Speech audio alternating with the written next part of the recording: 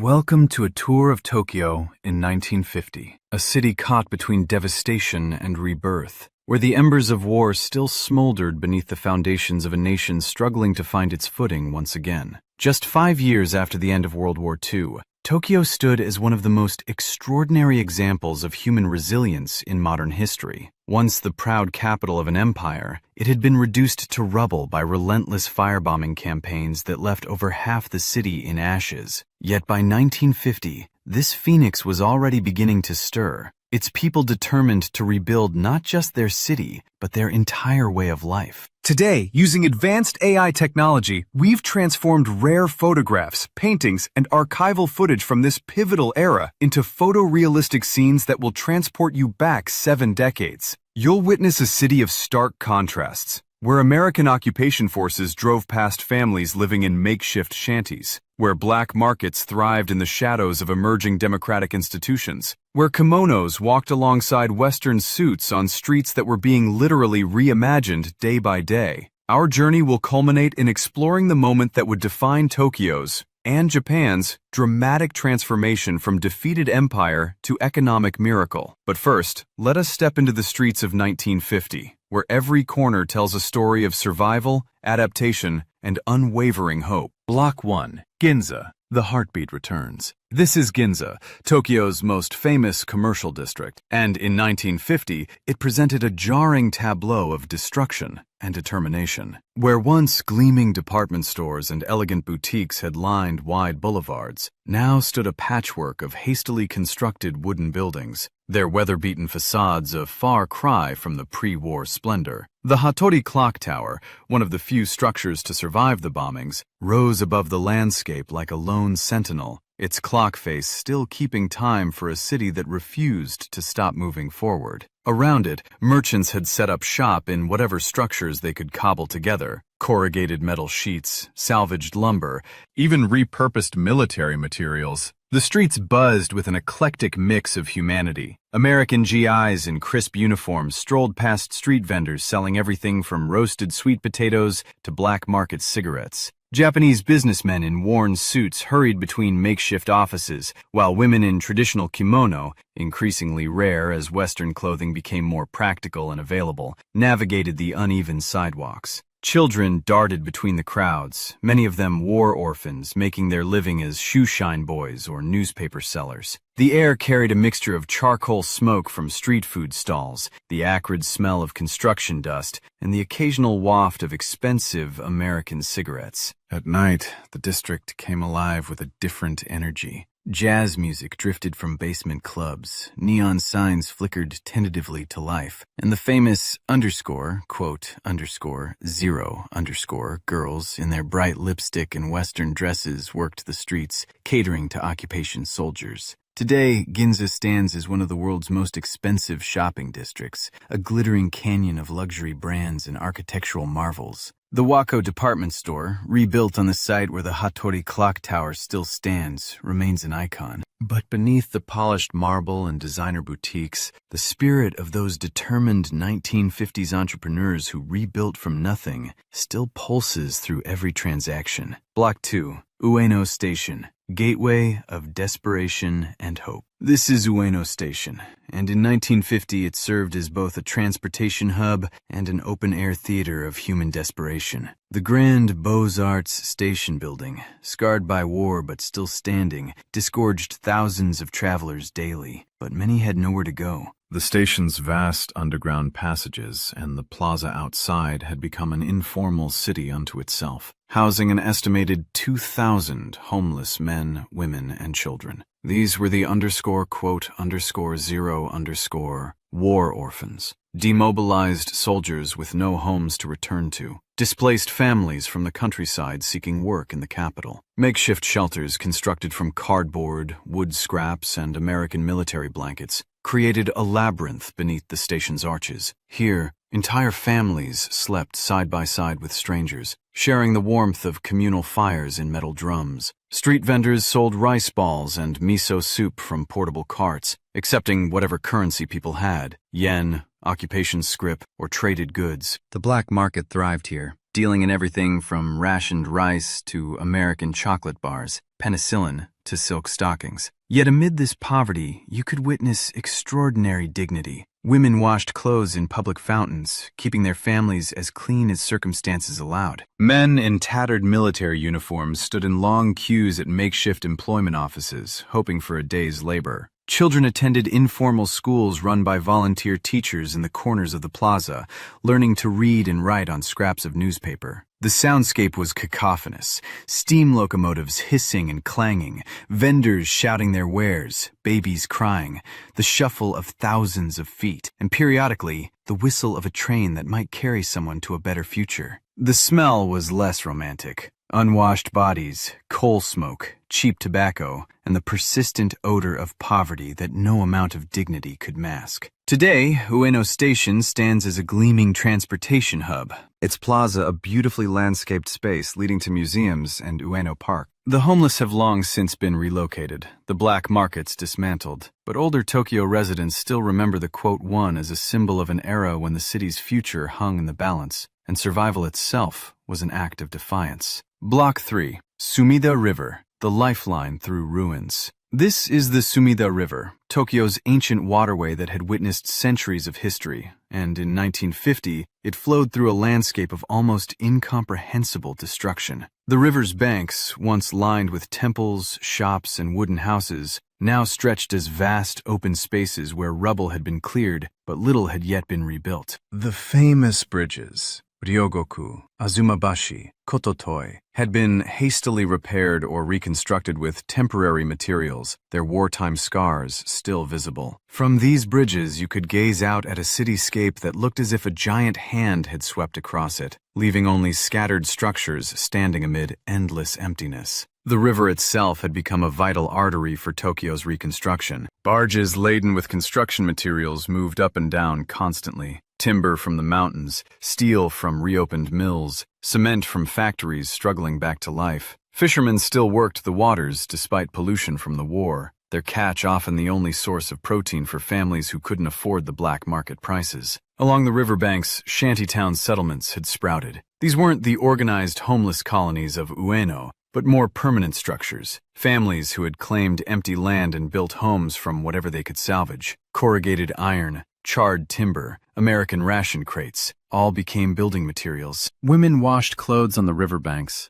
children played in the shallow waters despite the danger, and men fished with improvised equipment. The contrast between classes was starkest here. While shantytown residents struggled meters from the water, newly opened restaurants in the few surviving buildings served occupation forces and wealthy Japanese who had weathered the war. You might see an American officer's jeep parked outside a fancy establishment, while children begged on the street corner, a juxtaposition that defined the era. The sounds were a mixture of industry and life, the putt-putt of barge engines, the splash of laundry being beaten against rocks, children's laughter, vendors calling from their boats, and the distant rumble of construction. The smell shifted with the wind, sometimes fresh water and fish, sometimes the acrid odor of industrial runoff, always with an undertone of wood smoke from cooking fires. Today, the Sumida River has been transformed into a scenic corridor. Modern high-rises line its banks, cruise boats offer romantic evening tours, and the annual summertime fireworks festival draws 1 million spectators. The Tokyo Skytree now dominates the skyline, where once only emptiness stretched. But if you look carefully at certain riverside temples, you can still find stones blackened by the firestorms of 1945, silent witnesses to what once was. Block 4, Kasumigaseki, where two worlds collided. This is Kasumigaseki, Tokyo's government district, and in 1950 it represented the awkward intersection of Japanese tradition and American occupation. The imposing government buildings that had survived the war now flew both the Japanese and American flags, a daily visual reminder of who held actual power. The general headquarters of the Supreme Commander for the Allied Powers, MacArthur's GHQ, occupied several buildings, including the requisitioned Dai-ichi Life Insurance Building, from which American officials orchestrated Japan's transformation into a democratic nation. The streets here presented a surreal mixing of cultures. American military vehicles, jeeps, trucks, staff cars, rumbled past Japanese civil servants on bicycles. Western-style cafeterias serving hamburgers and coffee operated next door to traditional soba shops. English-language signs appeared alongside Japanese characters, and Japanese secretaries typed documents in both languages, learning to navigate a new political vocabulary: democracy, constitution, human rights, labor unions. The people here represented the emerging new order. Young Japanese bureaucrats, many educated before the war, now worked alongside American advisors to draft laws that would reshape their society. Women, newly enfranchised and encouraged to join the workforce, walked with tentative confidence through corridors where only men had previously trodden. Former military officers, stripped of their uniforms and authority, sought civilian positions, their eyes downcast in a nation coming to terms with defeat. Security was visible everywhere. American MPs at checkpoints, Japanese police in new uniforms, checkpoints where identification was scrutinized. Yet the atmosphere wasn't entirely oppressive. There was a sense of something new being born, of old hierarchies crumbling, of possibilities previously unimaginable. The sounds were a babble of languages, English commands mixed with Japanese responses, typewriters clacking in both alphabets, telephones ringing with calls from Washington and Tokyo authorities alike. The smell was distinctly American: strong coffee, cigarette smoke, the leather of new briefcases, a sharp contrast to the green tea and incense that had once defined these corridors. Today, Kasumigaseki remains Japan's government center, though the American occupation ended in 1952. The buildings have been replaced by modern structures, but the fundamental transformation that occurred here, the reimagining of Japan as a democratic nation, remains the occupation's most enduring legacy. The Daiichi Life Insurance Building still stands, now a historic landmark where you can visit and contemplate the quiet rooms where Japan's future was debated and decided. Block 5, Asakusa, where old Japan refused to die. This is Asakusa, the heart of Tokyo's traditional entertainment district, and in 1950, it stood as stubborn proof that Japanese culture would survive even total war. The magnificent Sensoji Temple,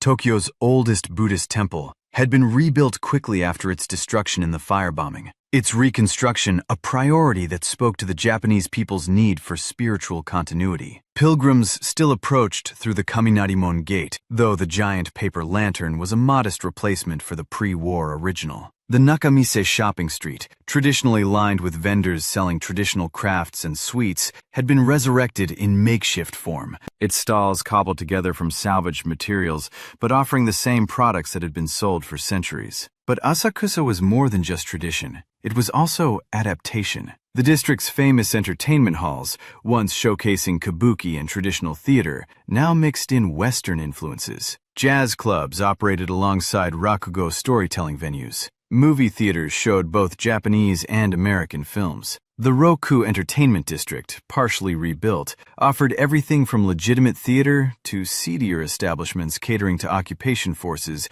and newly wealthy black marketeers. The people here represented every stratum of post-war society. Elderly women in full kimono prayed at the temple, maintaining rituals unchanged for generations. Young couples on dates tried to balance traditional courtship customs with new ideas about romance imported from America. Street performers, musicians, magicians, comedians worked the crowds, their acts now incorporating jokes about the occupation and the changing times. War widows sold flowers and incense to temple visitors, maintaining dignity in reduced circumstances. The sensory experience was overwhelming.